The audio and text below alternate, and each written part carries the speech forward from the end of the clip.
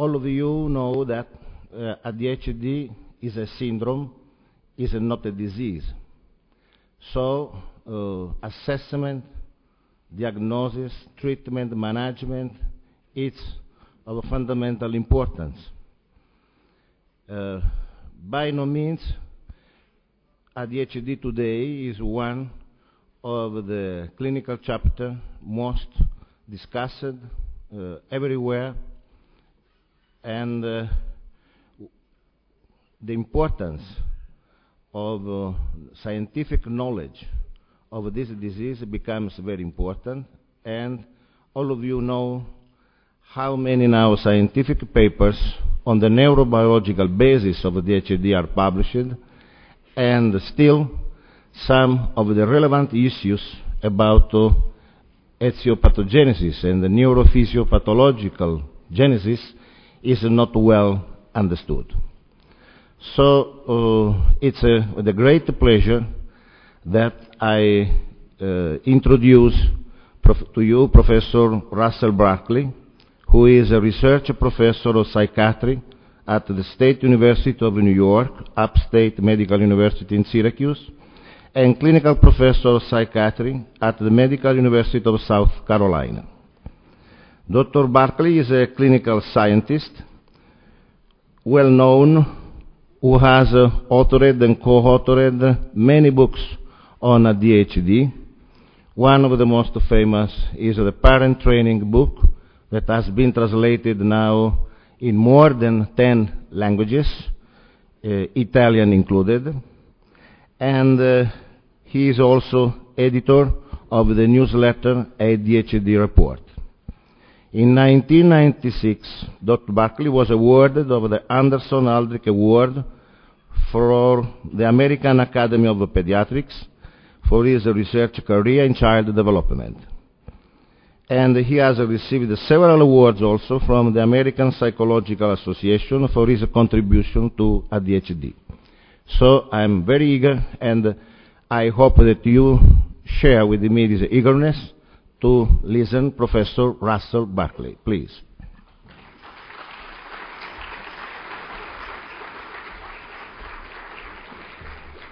Thank you. Buongiorno. Good morning, everyone. The subject of this morning's presentation, of course, is on advances in understanding and management of ADHD. There have been hundreds of such advances in the past decade, and certainly within an hour I can only choose a few of these to emphasize. So I will be focusing primarily on the changes likely to take place in the diagnostic criteria of ADHD when the DSM-5 is being developed and should be available by 2011. I'll be speaking also on the persistence of ADHD into adulthood, as well as on the etiologies, the theoretical understanding of ADHD, and finally advances in management.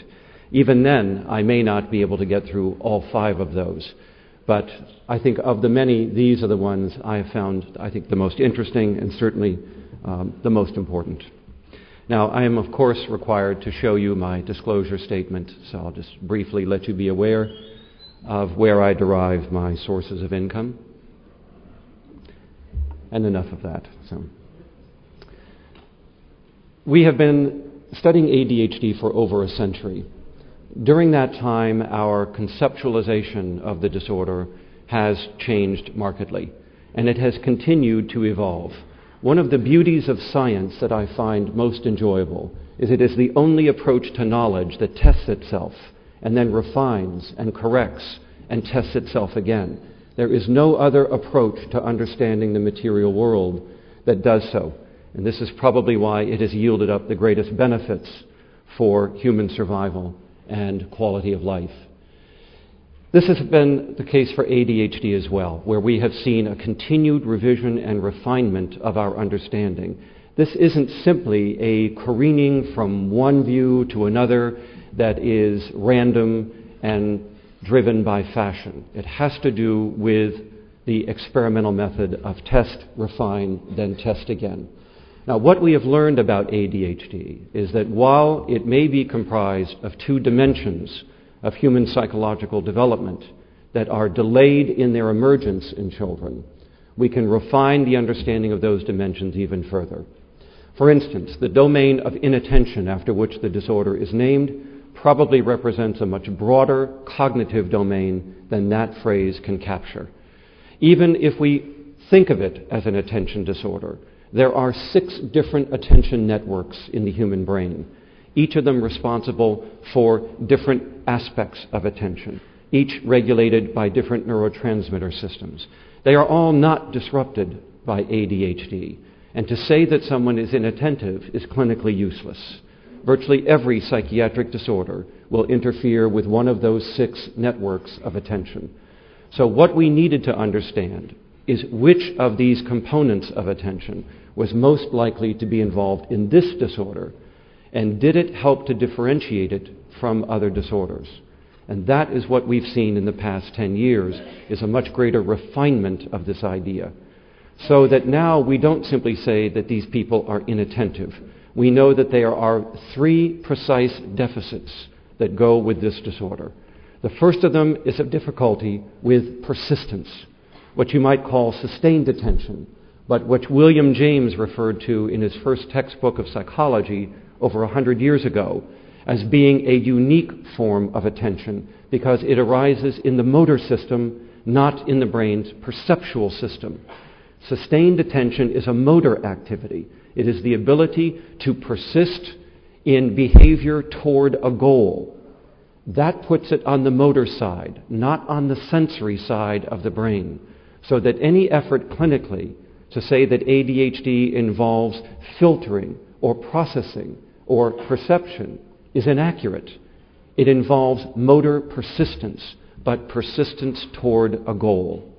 Now, combined with this persistence problem that we see, there is, of course, the problem of resistance to distraction.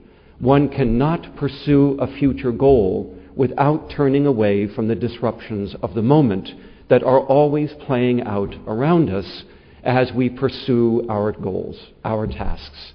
And this is true with ADHD as well. So not only is there a problem pursuing a goal, there is a problem with resisting the interference that we encounter along the way. You refer to this as the symptom of distractibility. But here again, it is not a sensory distractibility. It is a problem with motor inhibition. The individual does not perceive the distractor better than others. He reacts to the distracting event when others do not. Others inhibit the response to the distractor and continue to pursue the goal. The individual with ADHD responds to the distractor and then is off task and shifts from one thing to another, with none of their goals being accomplished. Now, in addition to these 2 problems in the brain's motor system, that of persistence and that of distractibility, is that once distracted, they are unable to re-engage the original goal, the original task. Now, this is interesting because the capacity to retain a goal in mind and to return to it if disrupted is a working memory function, not an attention function. Now, working memory is one of the 5 executive functions that most people recognize as arising from largely the brain's frontal lobe and its subcortical and cerebellar connections. This impairment in working memory therefore implies that there may be a disruption in the other executive functions besides working memory. And that, of course, is what investigators are pursuing now, and largely that is what they are finding. And I will have more to say about that this morning as well. So we have a problem then with persistence, resistance to distraction, and working memory. Working memory can be very simply defined as holding information in mind that is guiding behavior toward a goal. The active, if you will, online retention of goal-directed information. And ADHD individuals have extraordinarily poor working memory. One of the interesting research questions now is it more in the realm of verbal working memory, or, as current studies are suggesting, is it more in the realm of nonverbal working memory? Both seem to be implicated, but one may be more impaired than the other. So you can see then that saying that ADHD involves inattention is very vague. ambiguous, unhelpful. But saying that it is a problem with persistence, resistance to distraction, and working memory is much more precise, because it helps us now to distinguish it from the other disorders that may interfere with perception and processing and orientation and arousal and alertness and divided attention and these other neural networks which ADHD does not seem to interfere with, at least not very impressively. Now, of course, we know the other dimension that's involved is that of inhibition, and that the hyperactivity and the impulsiveness are part of the same problem. They are not two distinct problems in children. The hyperactivity is an early childhood manifestation of an underlying inhibitory deficit, hence the excessive activity that we see. The activity problems will decline steeply over development, but the inhibitory problem is much more persistent. Now, interestingly, as I will show you later, when we look at ADHD children in adults, 4 separate studies within the past year have shown that verbal impulsiveness begins to become a third distinct dimension from the other 2 in the adult stage of the disorder. The inability to regulate verbal behavior and to do so using inhibition appears to be semi-independent of the motor inhibition problem. This may be true for merely the fact that in adulthood we are less forgiving of verbal impulsiveness, of saying what you think without moderating it, than we are in childhood, where we are much more forgiving of inappropriate comments. So this may have more to do with the significance of the deficit than some developmental divergence, but that remains unclear. Nevertheless, verbal impulsiveness may well be a separate dimension in the adults with the disorder. Now, we also have come to think of ADHD as a developmental disorder. Developmental disorders are distinct from psychopathologies. A developmental disorder is a delay in rate in which a normal trait is emerging in the individual, and it can only be diagnosed by age-referenced comparisons.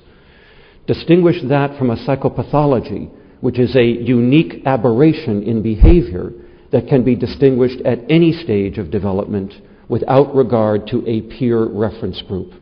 Autism, psychosis, bipolar disorder would be more like psychopathologies. No one goes through a stage of hallucination as part of normal development.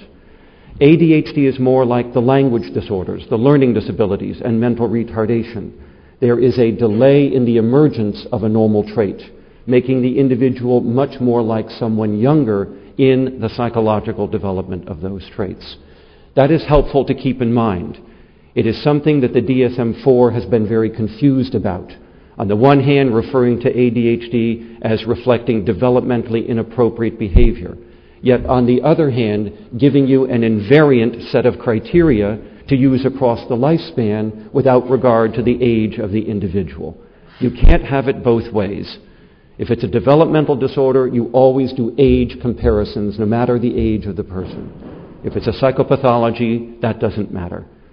But since ADHD is a developmental disorder, we will need age-referenced criteria for adults, not just for children, because the child criteria won't work, and that is what we are finding in our studies now of adults.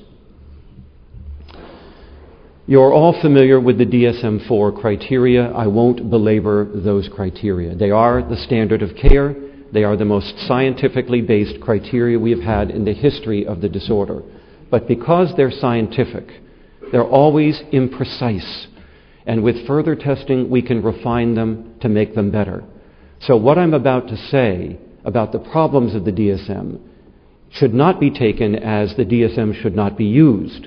It is to simply show that it needs some refinement in the 14 years that we have been studying it. One of the problems with the DSM, as I've already mentioned, is it refers to the disorder as if the primary problem was that in the domain of inattention.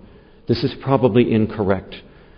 The cognitive impairment is a much broader domain, probably involving many of the executive functions, but especially working memory. The inattentiveness is a result of that deficit, not the other way around. So to think of ADHD as an attention deficit is to misname and misjudge the disorder. ADHD is largely an executive deficit. of which there will be attention problems as a consequence. But the attention problem is probably not the primary problem. So, we will explore this later this morning, time permitting. You may see in DSM-5 then that we will broaden this concept and explain within the text that working memory, inhibition, and other executive problems appear to go with this disorder, and that that's what the domain of inattention is referring to in the symptom list. Now, the DSM symptoms were developed for children. It is questionable whether they can be used with adults. No adults were in the field trial. And all of us who were involved in the development of the DSM know that we derived the items from different child behavior rating scales and research only on children. There is a significant issue here as to whether those symptoms represent the adult status of the disorder. And I will show you today that they do not. Indeed, what I can show you is that one can outgrow the DSM, but not outgrow the disorder. Another issue is whether the cutoff is appropriate for adults. The 6-symptom requirement on each of the 2 symptom lists was developed for children. Do we need to revise that? The answer appears to be yes. If we stay with the DSM as it's written, many studies, including those of Jan Butelaar in the Netherlands, several of our studies in the US, indicate that a threshold of 4 is much more appropriate than 6 after 20 years of age. So if we don't change the DSM criteria, clinicians will need to be advised that the threshold of 6 is not appropriate. It's too severe, that 4 is a much better indicator of developmental inappropriateness in adulthood. The other problem with our DSM is that more boys than girls were involved in its field trial. As you know, that is a problem because in the general population, boys show these symptoms even in the normal population than do girls. And if you develop your criteria on boys, it makes it too severe for girls, which means that a girl has to be worse in order to get the diagnosis relative to girls than does a boy.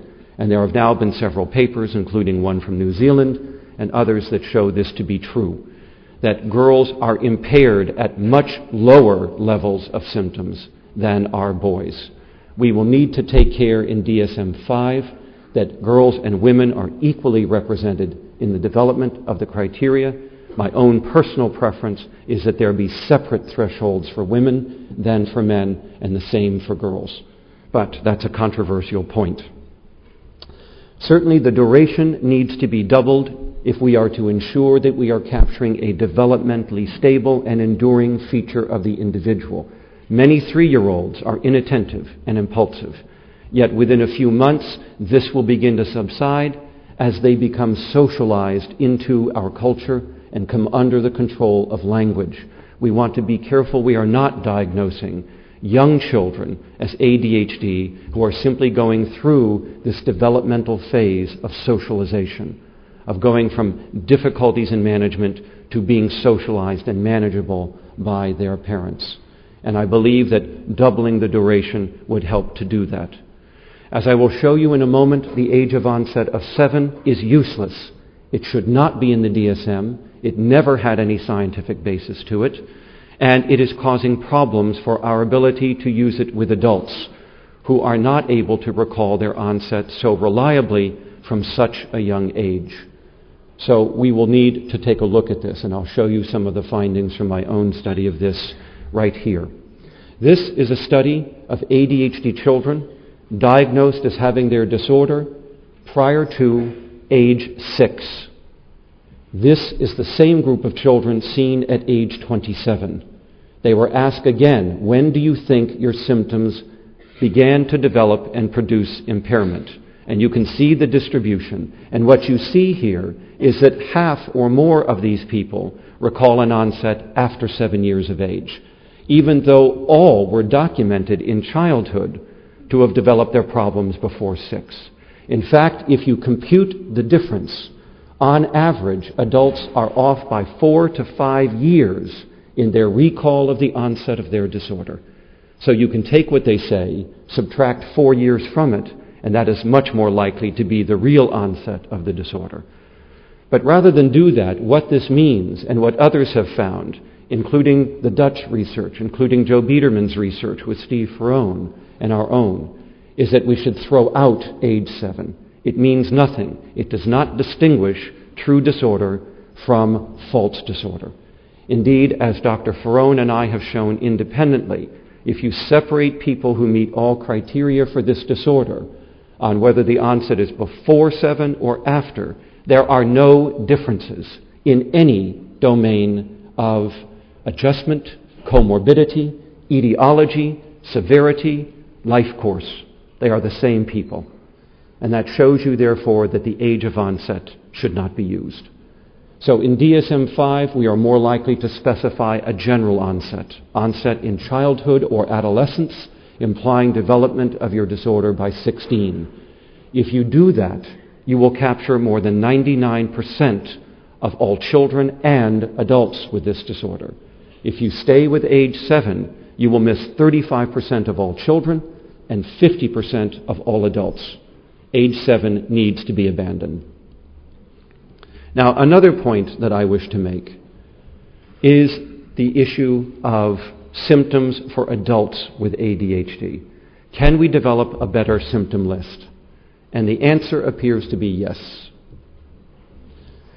We've spent the last 6 years studying 91 new symptoms for adult ADHD. These were all derived from theories of executive functioning, as well as from chart reviews of several hundred patients and their initial complaints during their clinical interviews.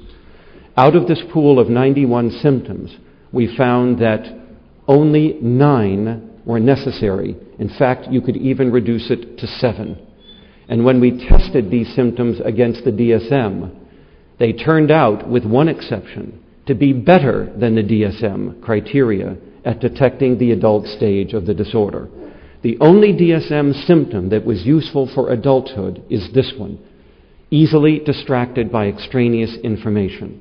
Let me take a moment and tell you how important that symptom is, because we are the third study to find that that item alone can distinguish normal individuals from psychiatric patients with a 99% accuracy. Better than any test, better than any neuroimaging device. That single symptom can answer the question, are you normal or not? Normal people do not answer this question in the affirmative, that they are often easily distracted. Patients do. So that item separates the normal from the abnormal. You will need the remaining items to find who has ADHD specifically. And notice these items. Makes decisions impulsively. You know that to be part of the disorder, but do you know that the word impulsiveness appears nowhere in the symptom list? It's all verbal impulsiveness, and the word impulsive or uninhibited isn't there. It needs to be put back into the list because it's one of the core features of this disorder. You will also see here problems with perseveration, with rule-governed behavior, with following promises and commitments, with organizing yourself, with interrupting activities. And notice number 7. Frequent speeding with a motor vehicle is a very specific symptom of the adult stage of this disorder. And while here in Italy and in Brazil, where I was 2 weeks ago, many people do this anyway, we are referring here to excessive speeding beyond that done by the general population. Now, having studied driving for 14 years, we have certainly documented repeatedly that speeding with a motor vehicle and vehicular crashes are 3 to 4 times more common in these adults than in the general population.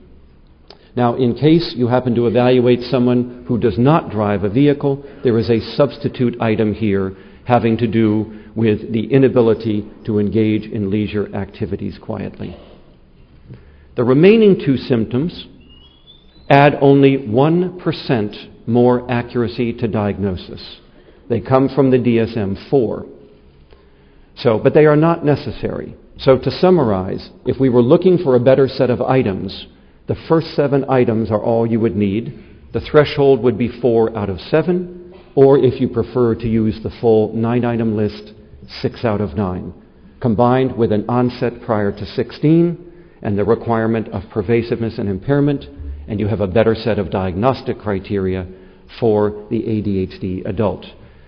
Now, we've recommended this to the DSM-5 committee. It is now being replicated in the Netherlands as well as in Boston. If it survives replication, some or many of these items may be part of the adult criteria. But the point is this: we need different symptoms to capture the adult disorder than we are using to capture the childhood disorder. Another issue in DSM will be subtyping. Have we developed the best scheme, the best taxonomy for subtyping? And there was a uniform response when we discussed this in February at the initial meetings. And the answer is no. These are not the most useful subtypes. Many of them, in fact, are useless.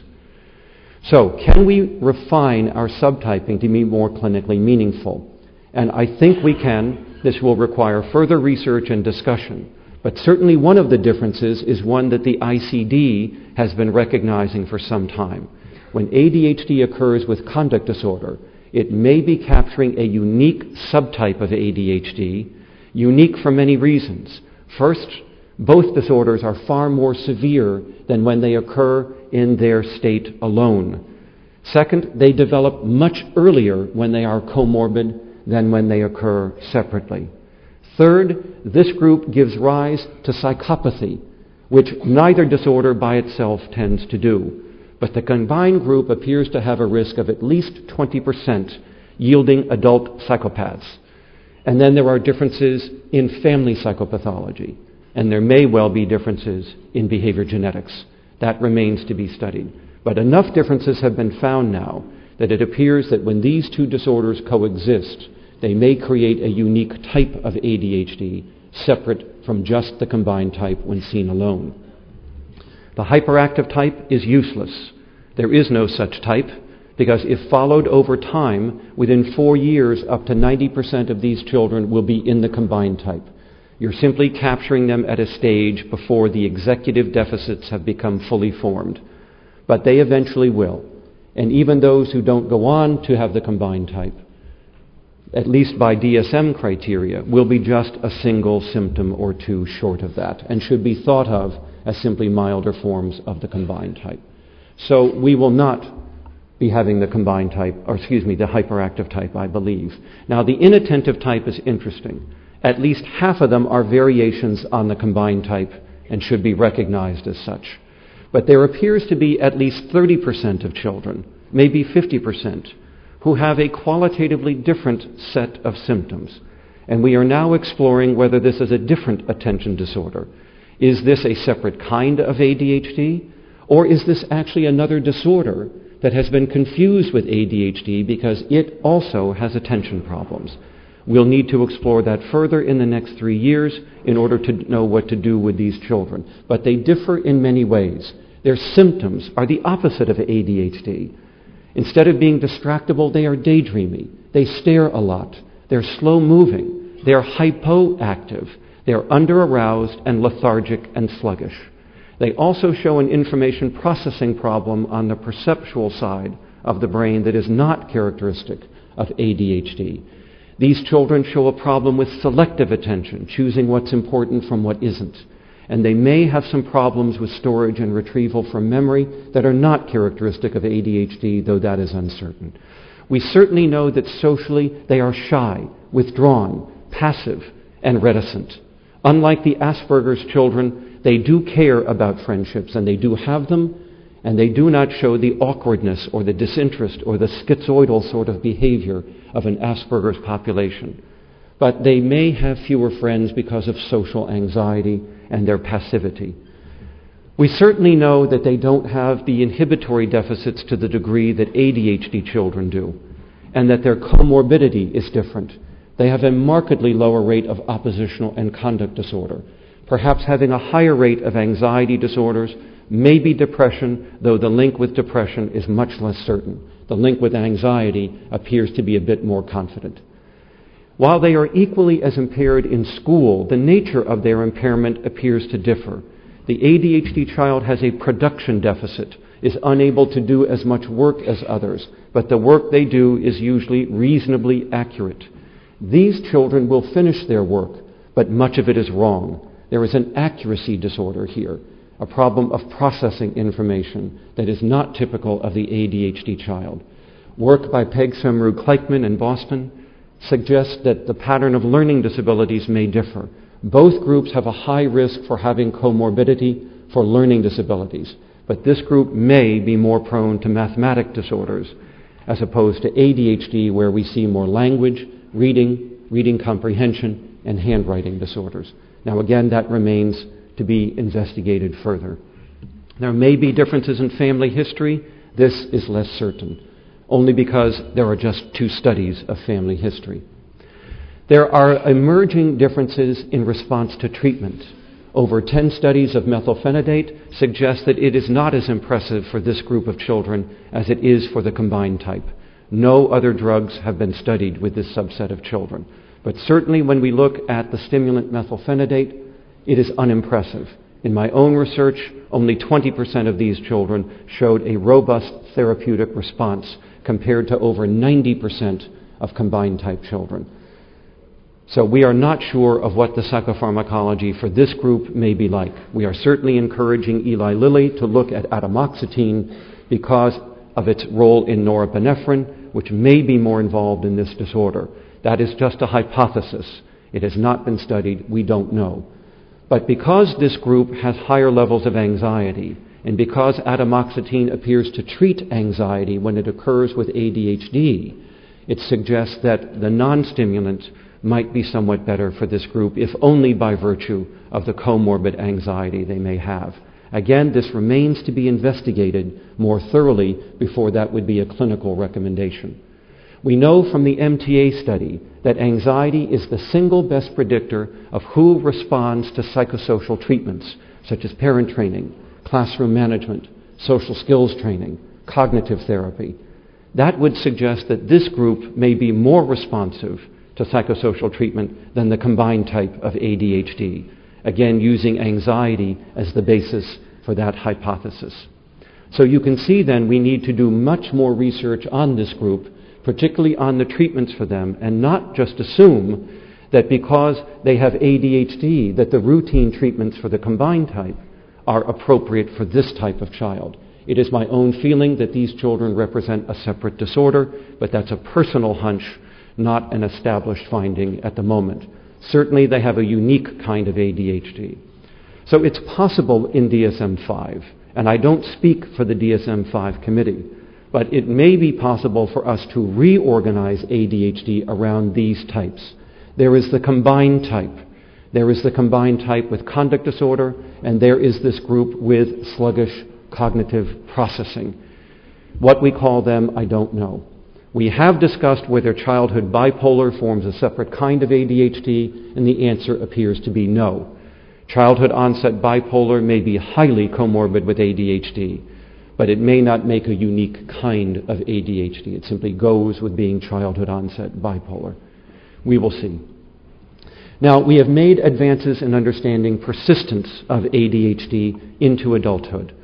Certainly, we have had many longitudinal studies in Canada, in China, in Australia, in England, and certainly many in the United States that have found that ADHD is highly persistent. If it is diagnosed by DSM criteria, over 70 to 80% will persist 10 years later to meet the definition of the disorder as adolescence. But until 2002, research that followed children further after 21 years of age, all of those studies found simply a 5% rate of persistence. There was this dramatic recovery that appeared to exist from ADHD, leading some, such as Hill and Shaner, to argue that the disorder would go away in most cases. Now, that seems nearly impossible, to have such a persistent disorder for a decade and then to have it disappear in 5 years.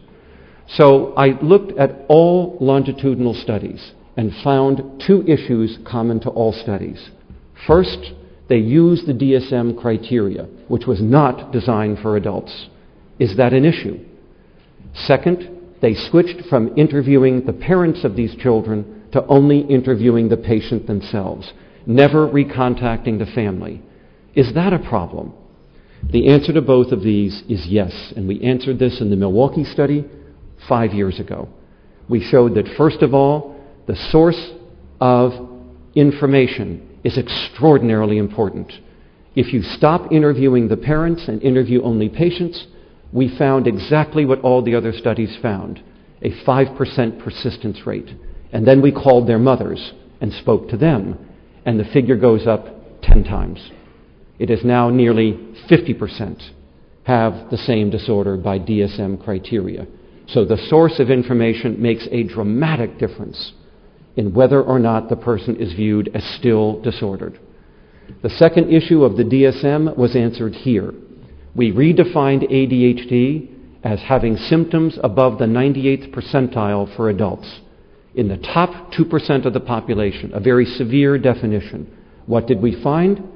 We found that while on self-reports, 12% continued to meet that definition. By parent reports, the figure was now 66%. What does that mean? The difference between 46 and 66% is the problem with the DSM. 20% of these people outgrew the DSM and remained highly symptomatic and highly impaired, showing that the DSM is not appropriate for adults. We need a better set of criteria, and of course I've shown you what those might well be. Now, in case you're wondering whether to believe the patient or the parent, we found that patient reports correlated with no domains of impairment. Parent reports of symptoms correlated with all 8 domains we examined in that study. So if you want to know whose reports predict impairment, it's the parents, not the patient. Now, by age 27, we continued to find a further recovery from disorder. This is the DSM, and you can see that people continue to outgrow the DSM. But this is a developmental definition of ADHD, reflecting the 93rd and the 98th percentile. Notice the difference. The gap here is the DSM problem. It shows that many patients are highly symptomatic but don't meet the DSM criteria. Nevertheless, there is good news here. People continue to improve in their symptoms. And this is the percentage of children who are now falling in the normal range, defined as being within a standard deviation of the control group. So some people may be recovering from disorder. You can see the numbers here if they're of interest to you. Now, if we define recovery as being in the normal range in symptoms and being unimpaired in adulthood, 35% of our patients had recovered from their ADHD by age 27.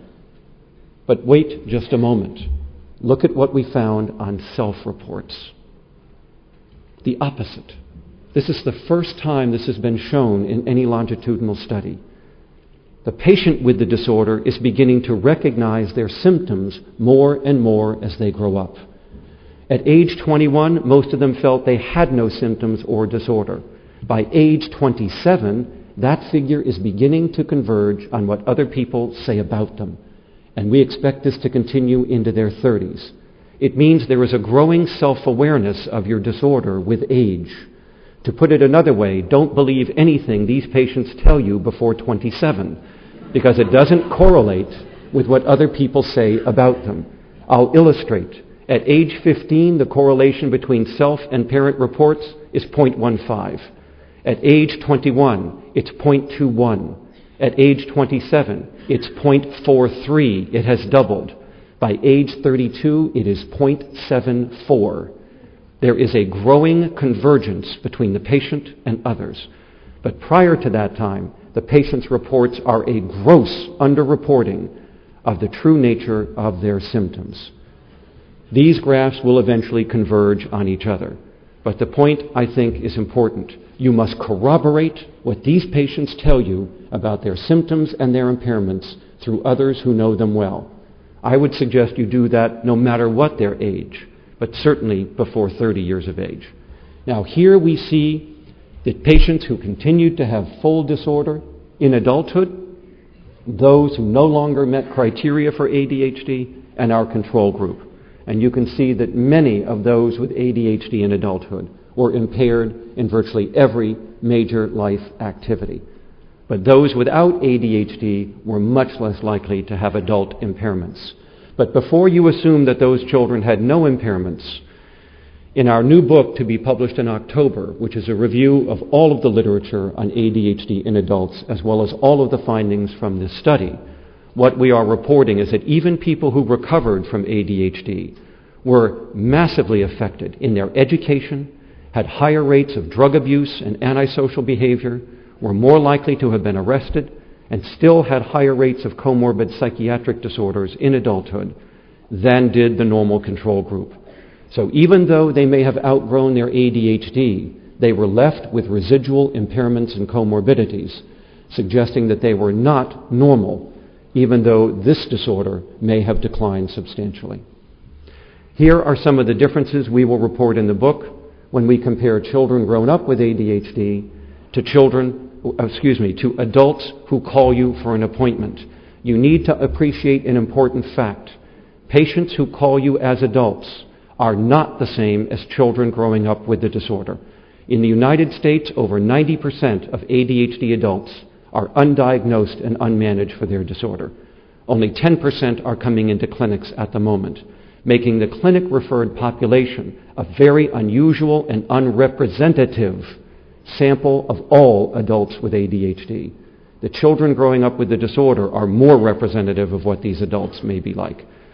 So we have found many important differences we will be reporting in this new book. One of those is that the patients who call you as adults are better educated, have higher incomes, are functioning better in most domains of life activity, but they have higher rates of depression and anxiety disorders than do the children. The children have more antisocial behavior and more drug abuse, less education, and are likely to be having more problems with other aspects of their life. Interestingly, both groups of patients show problems with driving, financial management, risky sexual activity, and other major life activities that are problematic for them. And both of them show high rates of ADHD in their offspring, as would be expected from the genetics of the disorder. Speaking of genetics, the etiologies of ADHD have witnessed major advances. If you would like to read more on this, there is no better book than the one published last fall by Joel Nigg called What Causes ADHD. It is the most comprehensive review of etiology. At the same hour, Dr. Biederman is reviewing the neurobiology of ADHD in a separate room. So I won't say much about this other than to say that we've discovered that it's in the head. We're beginning to find out where it is in the brain. We're realizing that while the entire brain volume may be slightly smaller in these patients, as may be their head circumference, according to Jan Budelar's presentation 2 days ago here, we also are finding, however, that there are specific neural networks that may be underactive in these patients, especially the frontal striatal cerebellar circuitry, and of course its linkage to the anterior cingulate. Another major advance in ADHD has been this one. We can now rule out purely social causes as giving rise to this disorder. We have enough research now to say that you cannot make a normal child ADHD by simply exposure to child rearing, video games, television, diet, or any other such social influences. That doesn't mean there isn't an environmental component, but the environmental component discovered so far is biological hazards, such as prematurity of birth, smoking during pregnancy, consuming alcohol while pregnant, strep infections, high levels of phenylalanine in the maternal bloodstream, and so forth. These appear to be linked to risk for disorder. All of them have effects on the development of the frontal striatal cerebellar circuitry. So far, we have discovered not a single social influence that has any credibility for explaining this disorder, and the twin studies, I believe, have ruled them out for good. When we look at the neuroimaging studies, as I'm sure you're aware, we identify 4 brain regions that are underactive and perhaps are a bit smaller than they are in the normal population. As I've mentioned, these are the orbital frontal cortex, particularly on the right, the basal ganglia, especially the striatum and the caudate specifically, the cerebellum, especially the vermis, and more recently, the anterior cingulate. This may well be the network that gives rise to ADHD, and as neuroimaging studies have found, this is not the result of giving stimulants, as Scientologists have claimed. these findings are found in stimulant-naive patients. They also appear to be relatively persistent over development. Now, why is the brain less active and perhaps smaller? It's likely due to differences in the genes that build and operate this neural network. We have known that ADHD is genetic for many years, back to Denny Cantwell's and James Morrison's research back in the 60s. We know that it runs in families. We know that if you have a child with ADHD, there is a high risk to other related individuals. You can see the risks here. We know that if you're an adult with ADHD, up to 54% of your children will also have ADHD, a striking transmission across generations of this disorder. Most recently, Russell Shacker and one of his colleagues has demonstrated that there may be mammalian imprinting on this disorder. If you're not familiar with imprinting, it's a fascinating topic in evolution of the mammals. Mammals appear to mark their genes based upon the sex that gave the gene to the offspring, so that there are methyl groups that are bound to the gene, signifying whether it came from the mother or the father. Most other species strip these methylated tags from their genes before they pass them along to their offspring. Mammals appear to retain some of them, and there are differences in the phenotype of the individual, despite identical genotypes that seem to arise from these epigenetic methylin flags on the genes. Shacker appears to have found for the first time the possibility this may exist in ADHD, because it appears that whether you get the genes from your mother or your father does have a significant impact on severity of ADHD, on comorbidity for ODD, conduct disorder, and depression. And there may be some sex linkage here in this flagging of genes. Now, certainly this remains to be replicated. We should not accept this as a fact. But the idea that there may well be some kind of sex-related imprinting of these genes is a fascinating one. We now have more than 40 twin studies that attest to the heritability of ADHD, and it is striking. The average heritability is 80%, meaning more than 80% of human variation in these traits is accounted for by differences in genetics, differences in polymorphisms. We know that the shared environment, which includes parenting, makes no significant contribution to variation in these traits. And we also know that unique influences may make a small but significant contribution. I believe that most of these will be found to be the biohazards and will not be social influences. There have been major advances in identifying candidate genes for ADHD. At least 5 reliable genes have been identified. Genome scans have identified at least 15 other regions of interest that are now being explored by more than 30 different investigative teams I am aware of around the world. We can expect major advances in the genetics of ADHD in the coming decade. One of those advances you will see here, and that is that genetic risk interacts with biological risk. Here we see research from Richard Todd's group in St. Louis showing what happens when a child has the DAT risk gene, the DRD4 risk gene, and the mother smokes during her pregnancy or not. And you can see the variation across groups here. But the most significant finding is in the last group, and that is that if the fetus carries both risk alleles and the mother smokes, the risk for ADHD is 8 times greater than is found in the other subsets, suggesting a gene by toxin or gene by environment interaction that produces risk for disorder. This is another area I think we will see major advances in, as has been found in conduct disorder recently by other research teams as well. We can expect in the next decade that there will be advances in identifying the specific genes, that ADHD will be polygenetic, that we can form different subsets of ADHD based upon which subsets of risk genes the patient has. Jim Swanson and I have already published papers showing that these risk genes have effects on life course phenotype. My own paper published a year ago showed the DAT gene to have an effect not only on severity of ADHD, but grade point average in school and employer ratings of your work performance in adulthood, as well as other risks. More recently, we have shown that it is also a risk gene for cigarette smoking in this population of individuals. We will see many more such studies showing the phenotypic effects of these risk genes in longitudinal research.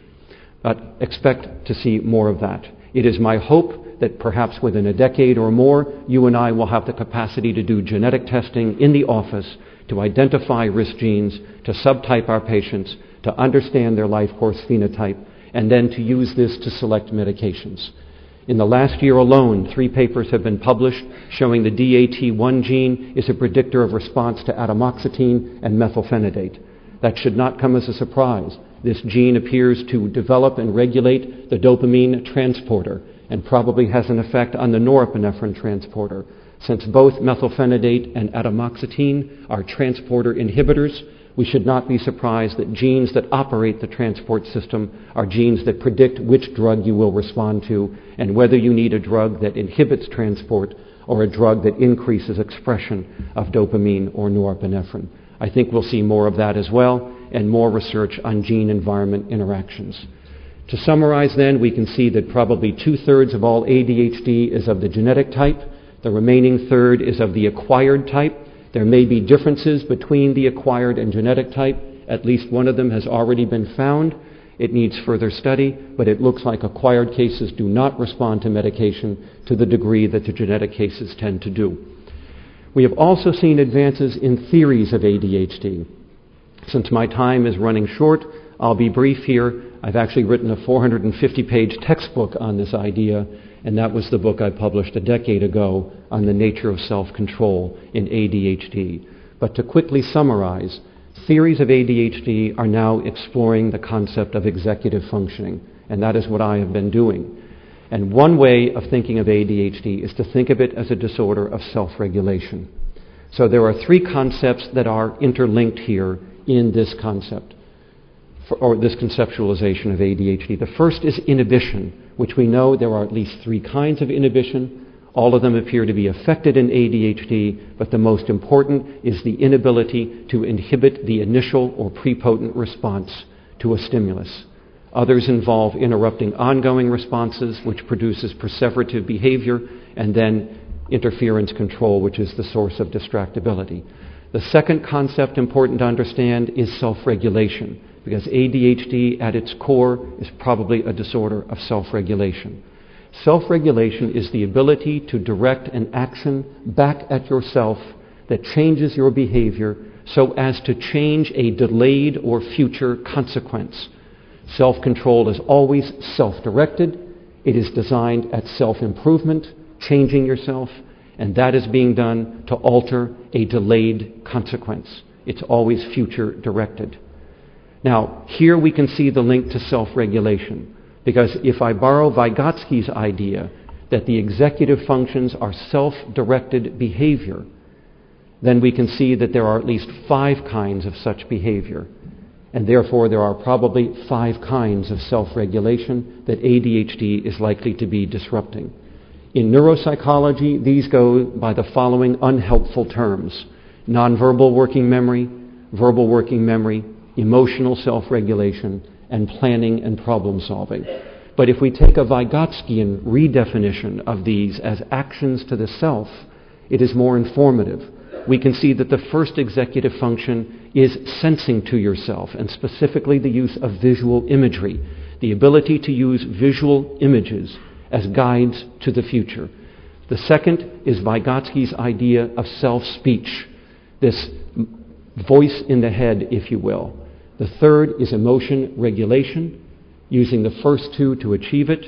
And the fourth is internalized play, the ability to simulate the future by manipulating the contents of working memory and seeing what happens. As Karl Popper said, we can simulate the environment in our head and let our ideas die in our place. All other creatures are Skinnerian in nature. They are trial and error learners, and some of their errors are fatal. Humans can simulate a trial, test it in their mind before emitting the response in the world, and thereby reduce their fatal errors. As these 5 actions to the self develop, they will change the control of behavior from external to internal, from others to the self, from the temporal now to the distant future, and from immediate to delayed gratification. All of this reflecting the mature state of the executive system, which, by the way, will take 3 decades to complete its maturation. When the executive system is fully mature, we will see the individual capable of all of these future-directed actions. As Joachim Fuster said, the purpose of the mammalian frontal cortex is to organize behavior across gaps in time in order to direct behavior toward an anticipated future. It binds the contingency together, allowing future-directed behavior. This appears to be a major deficit produced in ADHD. What would that mean if that is true?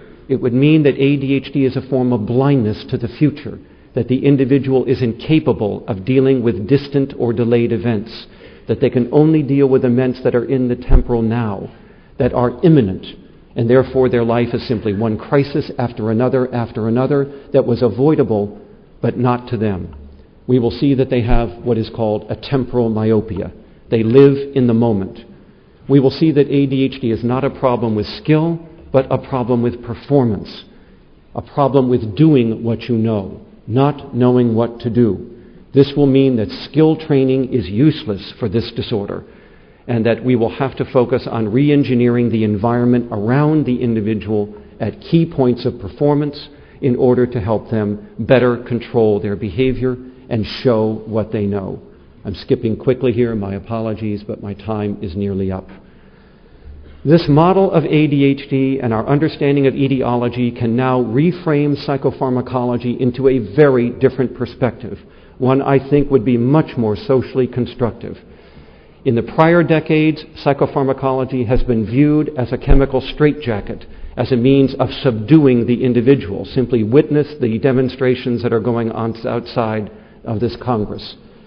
But what we now know from research on genetics and genetic pharmacology and theories of ADHD is that psychopharmacology is a form of gene therapy, that the chemicals we use for this disorder literally are altering the effects of allele polymorphisms on neuronal functioning within these individuals.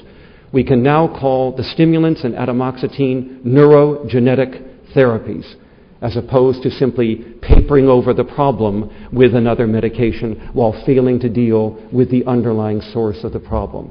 As insulin is to the diabetic, these medications appear to be addressing the underlying genetic disorder, although only temporarily, unfortunately.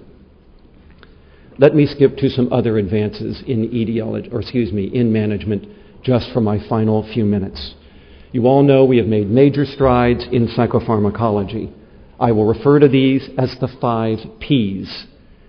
Besides the original pills or immediate delivery systems for the stimulants and atomoxetine, we now have pumps. We now have oros, osmotic pumps, that can squeeze out a liquid sludge of methylphenidate for 8 to 12 hours. You know this as Concerta.